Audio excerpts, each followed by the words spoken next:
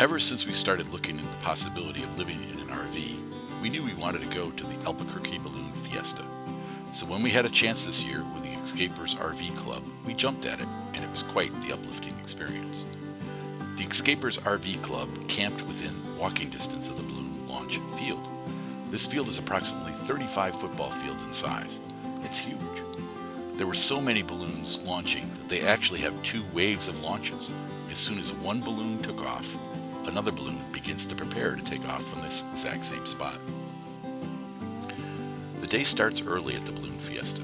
Although we couldn't get any video because it's so dark, the Dawn Patrol launches a set of balloons to go up before sunrise in order to test the wind direction.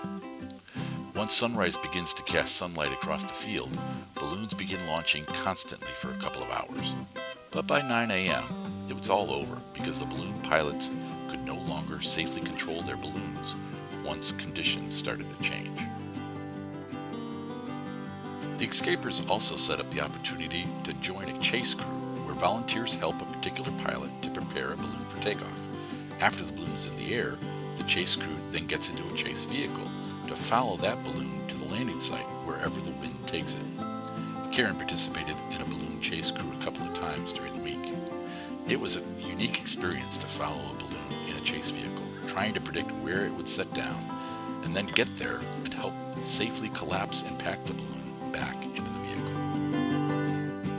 The Fiesta exceeded our expectations by far.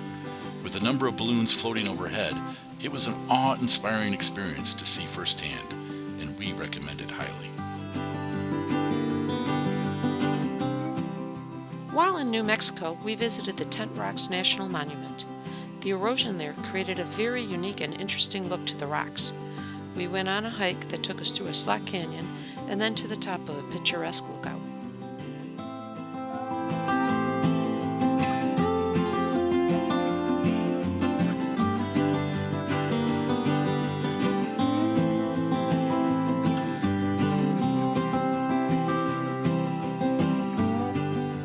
Friend Susan joined us for a whirlwind 5-day trip that included 5 national parks or monuments. We picked Susan up in Albuquerque, New Mexico, and headed for Canyon de Chelly in northwest Arizona. The next day, we headed to the popular Monument Valley, which has been the backdrop for many Hollywood westerns over the years. After driving to see the unique rock formations, we headed to Page, Arizona.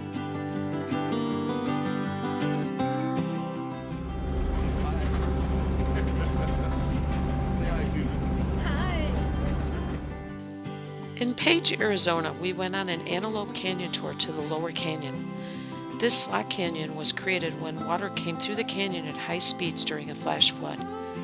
This caused a whirlpool effect which carved the rock into the coolest shapes and swirls. Antelope Canyon is by far the most beautiful slot canyon that we have seen. It was difficult to capture this beauty in a video.